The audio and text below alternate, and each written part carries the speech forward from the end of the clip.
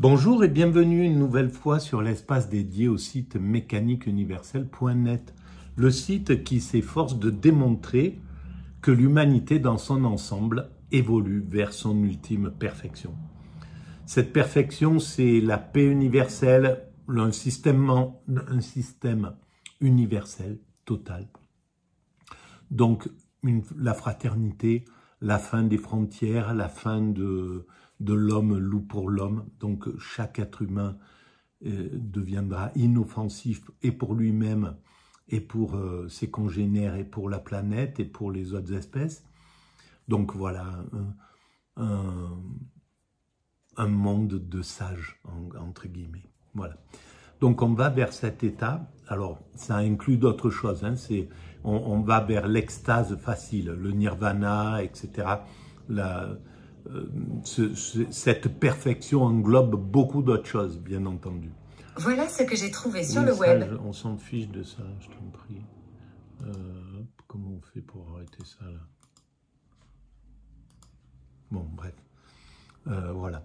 Donc, on va continuer notre... Pour démontrer un peu cette théorie, je m'appuie des fois sur des audios que je découvre au hasard. Et là, cette nuit, j'ai écouté dans une émission qui s'appelle...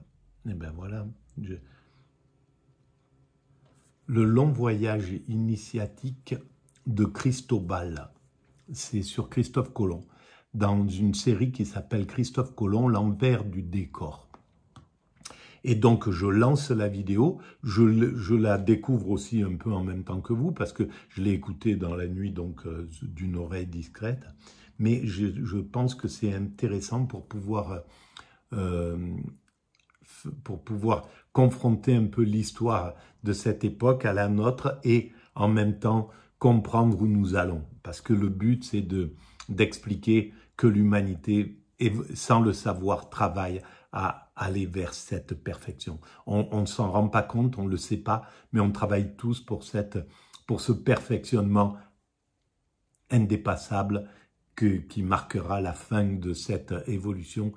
À ce niveau-là, évolution, mais pas la fin de l'humanité, mais la fin du processus d'évolution technique, technologique, etc. Voilà, pour un autre type d'évolution. Et évidemment, ça concerne les siècles qui arrivent. Il faudra encore plusieurs siècles d'évolution pour atteindre cet état-là. C'est pas quelque chose qui se fait en un claquement des doigts.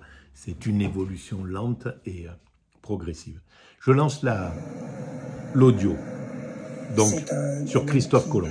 S'intègre dans des grands mouvements de navigation qui font remonter donc là, il a coulé de la Méditerranée vers le nord de l'Europe. On sait qu'il est Christophe Colomb, à Bristol, dans sa jeunesse, on sait qu'il serait allé à Galway.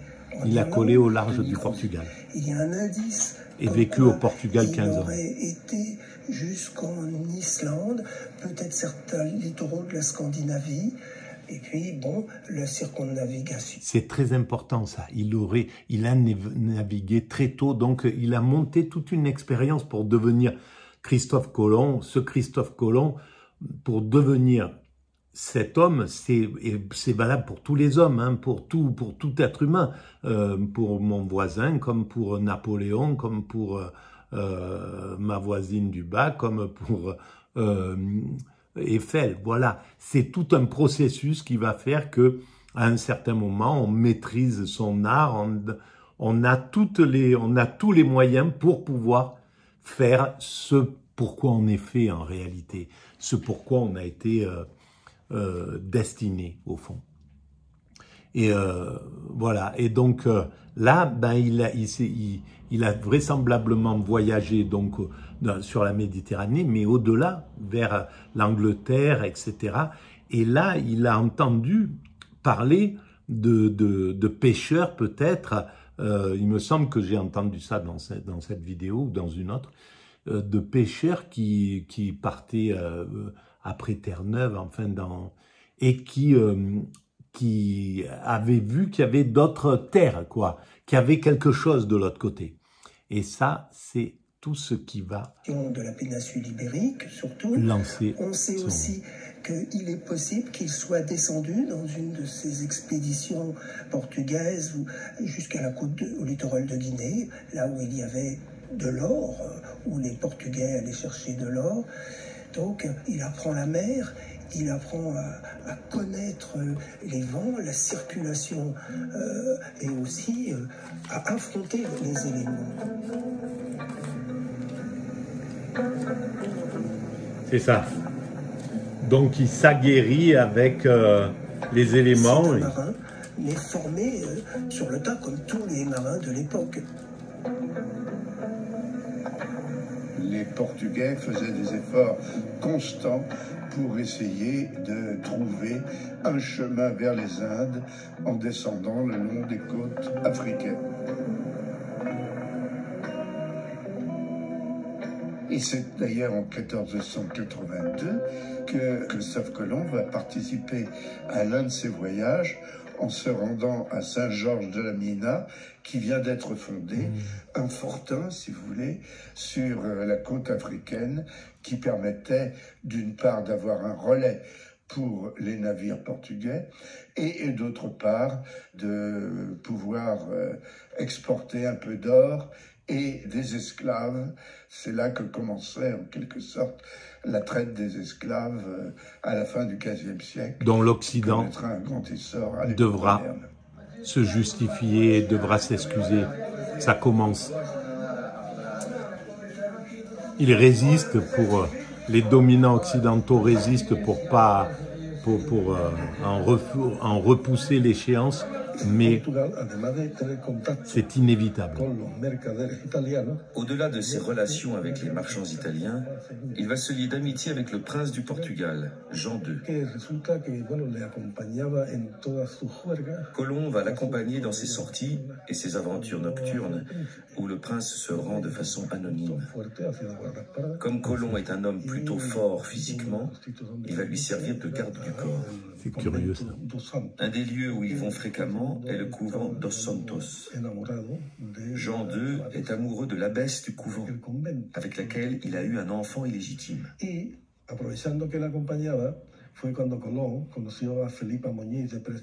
c'est en l'accompagnant que Colomb va rencontrer Felipa Moniz Perestrello, qui est alors novice.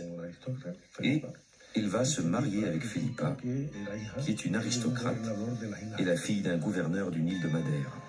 À l'époque, aller au couvent, c'était dans les traditions des grandes familles, etc. Donc, il devait y avoir quelque chose comme ça. Donc, c'était pas des vocations forcément. Donc, en fait, on voit que la porosité avec le monde profane était là, et avec les plaisirs ordinaires de la vie. Voilà. Donc, c'était pas aussi radical que ce qu'on peut imaginer.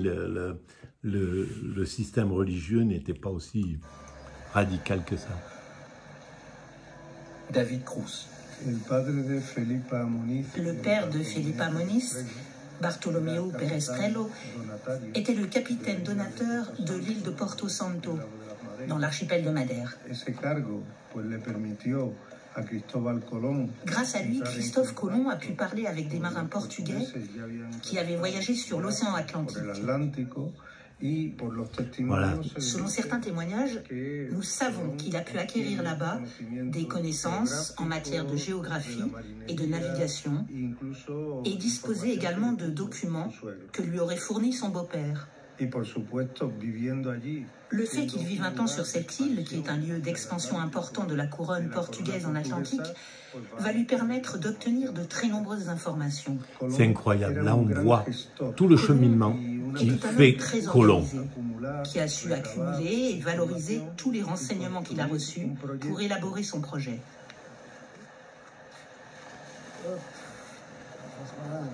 C'était un intuitif, un esprit malléable, un esprit souple qui utilisait tout pour créer. Transatlantique vers la Caraïbe. Jean-Frédéric Schopp. Il y a une accumulation d'expériences à la fois techniques, de navigation, mais également politiques et économiques, dans le sens de conquêtes qui se sont produites dans l'Atlantique proche, enfin relativement proche, parce que c'est quand même très audacieux de faire ce que les Alors, des Castillans, des Génois, des Vénitiens, des Flamands, des Normands, des Portugais naturellement, ont conduit des navigations sans doute couturières des Arabes, parce que... Ça, dès la fin, et j'insiste sur ce point, du XIIIe siècle. Avec ce que l'on connaît, c'est-à-dire d'une part la très progressive, très complexe et très cosmopolite conquête de l'archipel des Canaries, qui commence pendant toute fin XIIIe siècle et qui se déploie au XIVe et au XVe siècle, ce qui veut dire que quand Colomb part de Palos, il y a presque 200 ans d'expérience de la conquête des Canaries. Ouais. Mais vous avez... C'est équivalent sur toute la planète, hein. Les Chinois, toutes les civilisations ont eu ces aventuriers incroyables. Pour se retrouver, par exemple, dans les îles, les Marquises, Tahiti, etc. Comment ces êtres humains sont partis comme ça à l'aventure? C'est inouï, quoi, quand on y réfléchit. C'est incroyable. Donc, il y a quelque chose qui... Le courage humain, la volonté humaine, le moteur qui pousse l'humanité à comprendre, à connaître, à aller, à expérimenter, à découvrir, il est inouï. Et il est de toutes les couleurs, de toutes les ethnies, de toutes les religions, voilà, on est égal dans cette poussée également d'aventure. Opérations de très grande importance qui permettent de parler de Méditerranée atlantique, c'est-à-dire la conquête de plusieurs archipels, l'archipel des Açores, à un tiers de distance entre l'Europe et l'Amérique, disons. C'est incroyable quand on y réfléchit. Oui, parce qu'il fallait tomber là-dessus. Comment ils ont fait? Puis l'archipel du Cap-Vert, qui est au large du Sénégal, et pour finir, vers 1470, l'archipel de São Tomé et Príncipe. Et donc, toutes ces expériences-là sont des expériences qui sont antérieures. Et en plus, on voit l'interdépendance absolue de l'humanité, parce que ces découvreurs découvrent ces îles lointaines, et ça revient à l'humanité tout entière. Au début, c'est un peu pour son pays, pour sa nation, pour son groupe, un peu de façon égoïste, mais finalement, ça devient tout de suite très vite universel, quoi. Cette connaissance, où est cette île, donc voilà, les choses se donnent de l'humanité comme ça, quoi. Vers la Caraïbe, ce qui signifie que lorsque Colomb part, il y a déjà une accumulation d'expériences à la fois techniques en matière de navigation et d'expériences sociales, d'expériences économiques, d'expériences culturelles et d'expériences politiques qui est déjà là. Bien. Il faut dire que le projet de Colomb de naviguer en direction de l'Orient depuis l'Occident n'était pas nouveau.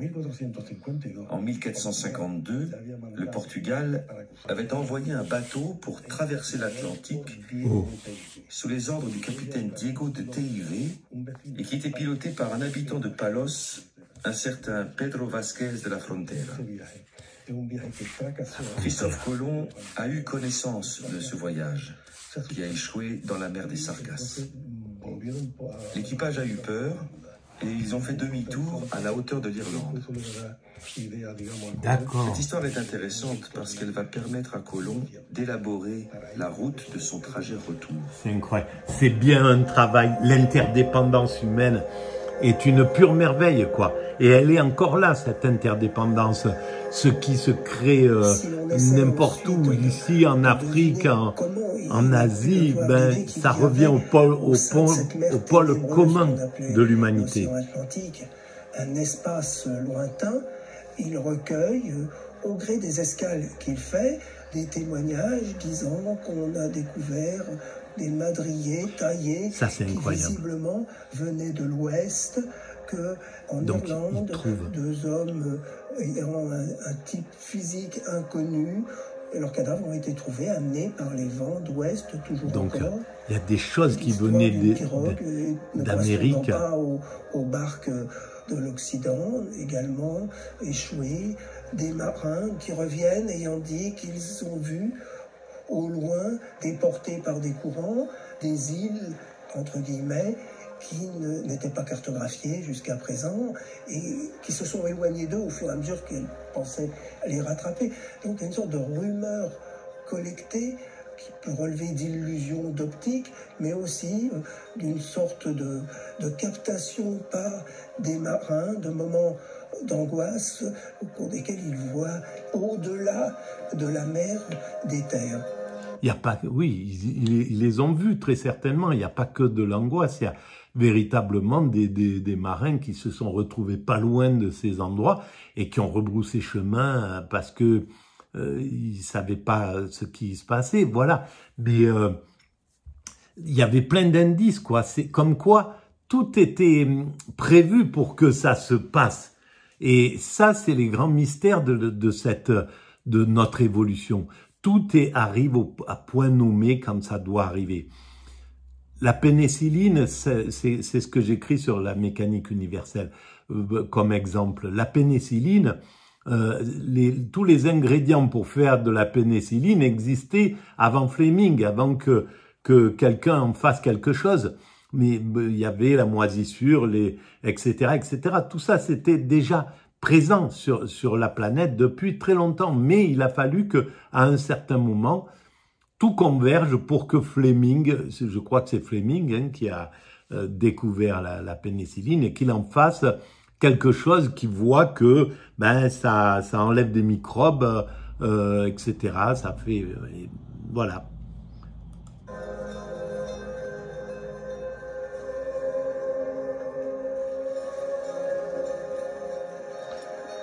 C'est incroyable.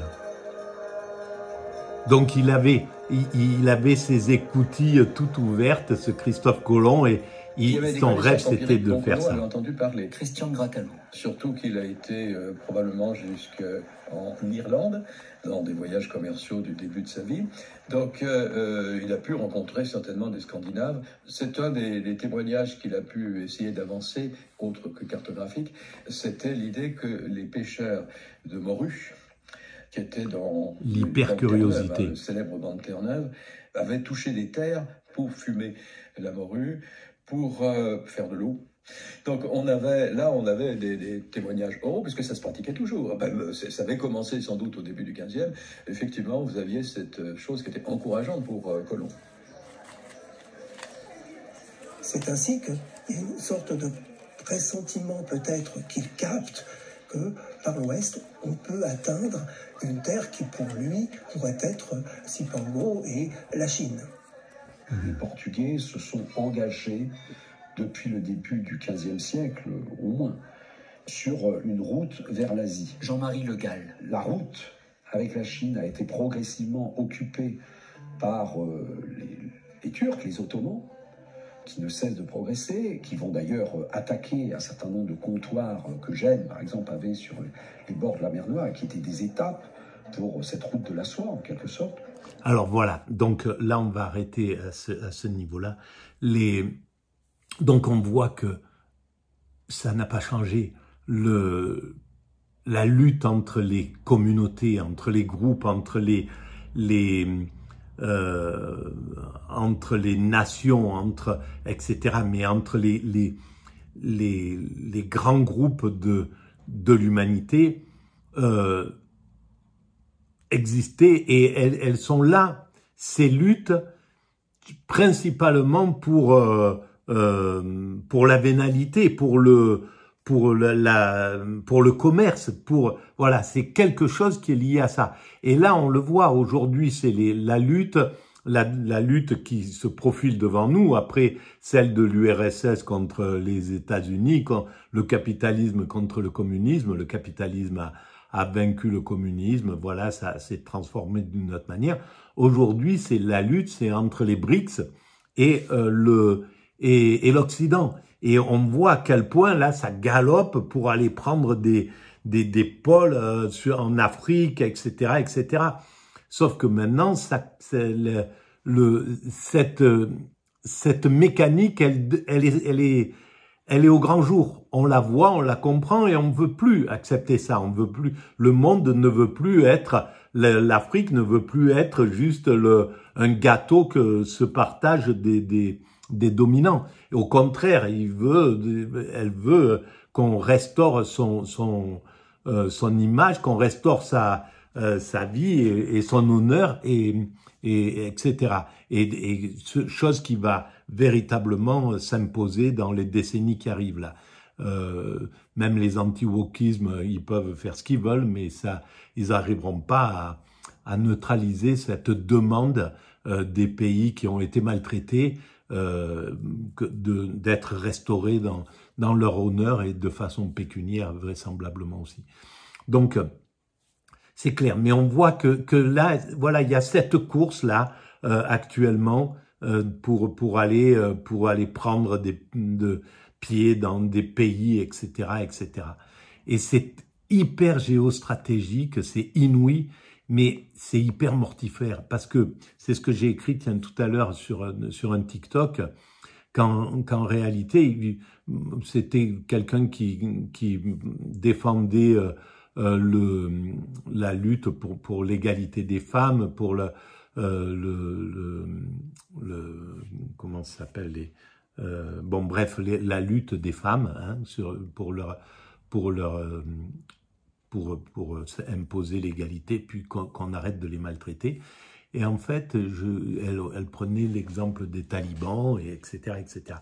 Et là, on voit à quel point la perversité de ces luttes pour des problèmes géostratégiques, et c'est quelque chose qu'il va falloir éliminer rapidement. Il va falloir prendre conscience de ça et l'écarter de l'humanité. Parce que on a bien vu que l'Occident a soutenu, alors que par exemple en Afghanistan, le système à partir des années 70 se libérait quand c'était sous l'influence du communisme, de l'URSS, l'égalité des femmes, tout ça. Il y avait un travail qui était considérable et les fondamentalistes étaient très minoritaires, ils étaient marginalisés, ils se taisaient, ils étaient là, ils n'avaient pas une grosse influence. Et les Américains, pour pouvoir aller mettre la pression au communisme, eh ben ils ont soutenu les groupes fondamentalistes, les talibans, ce type de groupe. Et aujourd'hui, voilà, on voit la conséquence de cette perversité. Et elle est là, mais elle est avec la naissance du Hamas, elle est avec les fondamentalistes en Irak, en Syrie, qui ont massacré, qui ont fait des trucs de l'autre monde, etc. On voit bien que il y a cette perversion de l'Occident, et l'Occident, il faut absolument qu'il se regarde et qu'il comprenne que c'est fini, cette perversité, elle peut plus, elle est insupportable, quoi. C'est impossible de soutenir et des génocidaires dans certains pays d'Afrique, etc. Et on peut plus, quoi. C'est trop, maintenant c'est éclairé, c'est impossible à supporter. Voilà. Donc, je vais arrêter là pour cette vidéo et je vous remercie de votre écoute. Et si vous pensez que ça a de l'importance d'être un petit peu cet espace, eh ben, vous pouvez le soutenir en sa visibilité, simplement, je ne demande pas d'argent, en mettant des pouces, en vous abonnant, en envoyant le lien à vos amis, en laissant des commentaires et en allant visiter le site mécaniqueuniverselle.net. Voilà, je vous remercie de votre empathie, de votre gentillesse que je sens au fond. Hein, voilà, et n'hésitez pas pour ceux qui trouvent qu'il y a des choses à redire, à le dire. J'essaie d'évoluer le maximum. Voilà, je vous remercie en tout cas.